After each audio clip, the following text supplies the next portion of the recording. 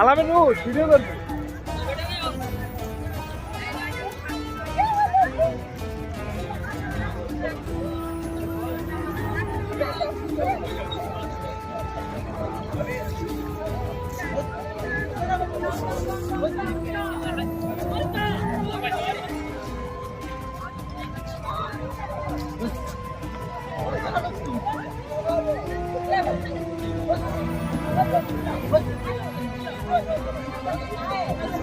আলামিন উঠ। মামা উঠেন